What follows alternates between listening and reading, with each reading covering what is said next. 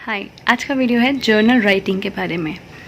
मैं आपको बताऊंगी कि जर्नल राइटिंग क्या होती है, कितने टाइप्स की होती है और जर्नल राइटिंग करना इम्पॉर्टेंट क्यों है।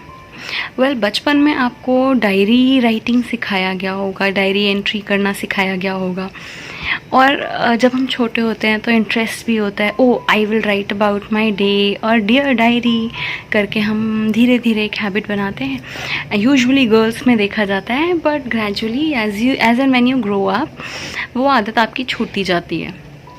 और कई दफ़ा कई केसेस में ऐसा होता है कि कई लोगों ने अपनी डायरी एंट्रीज़ मेंटेन करी होती है, पर क्योंकि उसमें कुछ बहुत ज़्यादा प्राइवेट इन्फॉर्मेशन होती है एंड जब वो पकड़ी जाती है तो लोगों का डायरी राइटिंग से या जर्नल राइटिंग से विश्वास उठ जाता है।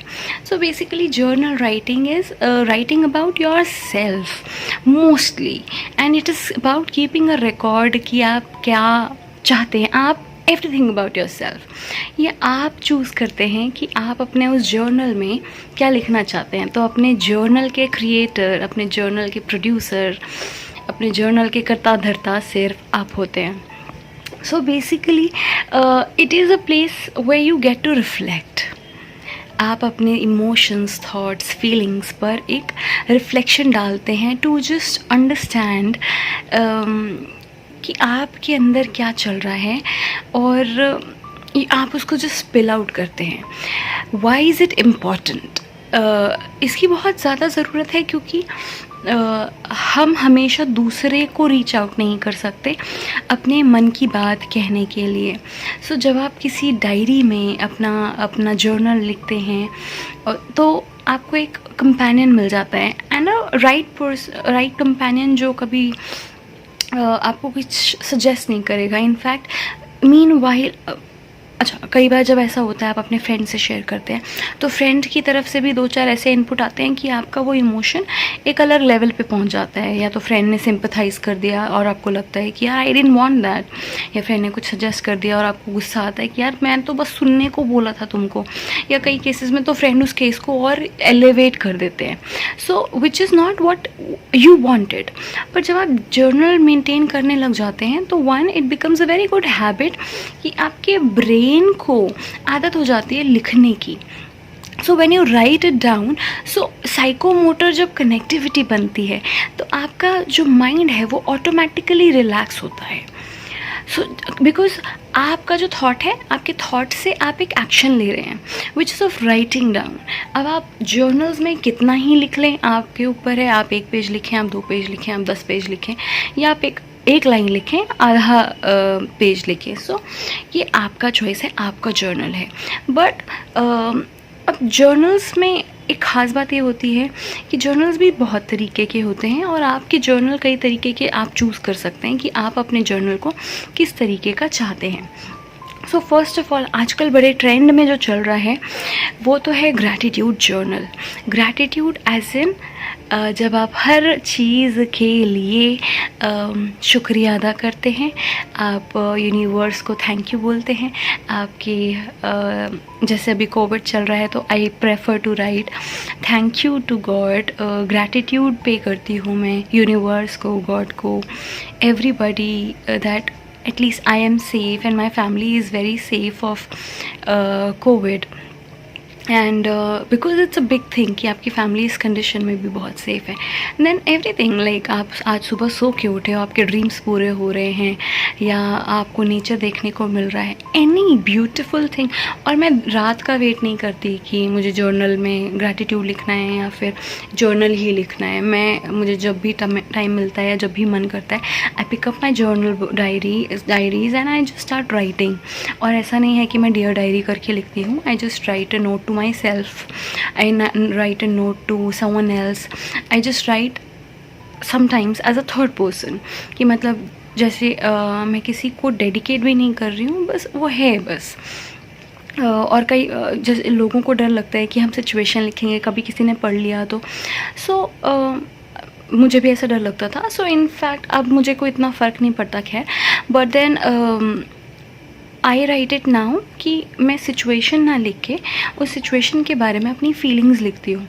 मैंने उस चीज़ से क्या देखा है कि जब आप वो सिचुएशन के बारे में ना लिख के अपनी फीलिंग्स लिखते हैं तो आप बहुत ज़्यादा मैच्योर हो जाते हैं एंड आप रियली कनेक्ट कर पाते हैं अपने थॉट्स से, आप रियली कनेक्ट कर पाते हैं अपने आइडियाज़ से, और तब आप अपने सराउंडिंग्स को अच्छे से ग्रैटिट्यूड पे कर पाते हैं और हैप्पी फील कर पाते हैं, कनेक्टेड फील कर पाते हैं। And it's more about specially जो सेकंड टाइप का जर्नल होता है जिसमें आप अपना डेली अपडेट देते हैं या फिर जिसमें आप अपने पेन्स, हैप्पीनेस, किसी भी तरह का इमोशन लिखते हैं। उस केस में आई हैव सीन, मतलब I have been maintaining, in fact अगर मैं शेयर करूँ तो ये ऑलमोस्ट अभी मैंने स्टार्ट किया है, काफ़ी पेजेस हो गए हैं इसके। वेल ये तो मैंने भर ही दिया है, अगर आप देखें तो मैं शेयर नहीं कर सकती, but I have almost filled this up और मैं डेली लिखती हूँ। And I started writing this in the month of May. So May से अब तक तो ये डायरी भर चुकी है और दूसरी का मैंने आधा ख़त्म कर दिया है, और बहुत सारे emotion. And I have realize that जब मैं अपने दिमाग से खुद से बातें करती हूँ तो I try to aggravate things, गुस्सा होता है, एग्रेशन होता है, but when I am writing down I am very pacified. वो अपने आप में चीज़ें बहुत शांत हो जाती हैं अपने आप में।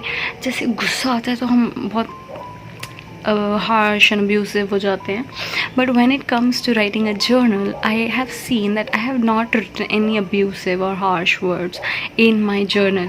तो ये एक बहुत sophisticated, enlightening process है, and I have been a person, मैं हमेशा से चीज़ें लिखती हूँ तो मुझे अच्छा लगता है लिख देना, बस कहीं पे पेपर के नोटबुक के एंड में या फिर किसी भी जगह पे कुछ भी लिख दिया जो भी लगता है futuristic.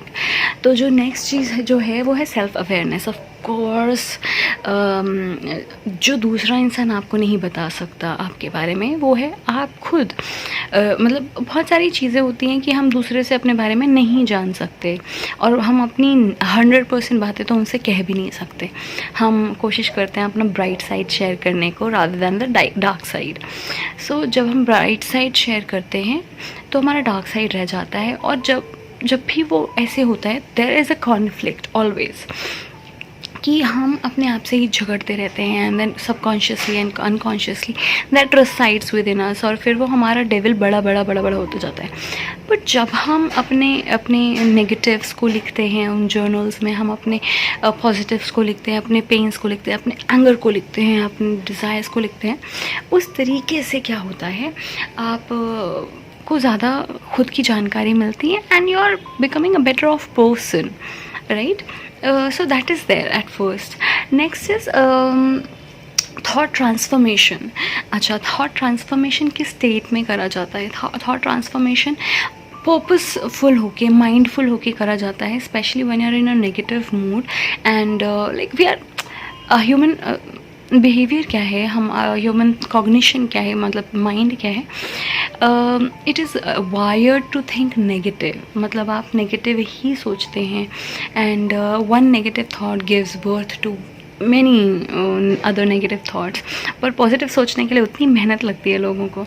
So what happens is जब आप नेगेटिव थॉट में होते हैं तो please write that negative thought down and ask your self, like आप जर्नल जब लिखते हैं एक तरफ नेगेटिव थॉट लिखिए और दूसरी तरफ आप अपना ट्रांसफॉर्म्ड थॉट लिखिए कि ठीक है अभी मैं ऐसा सोच रहा हूँ पर क्या मैं दूसरे तरीके से सोच सकता हूँ या सकती हूँ।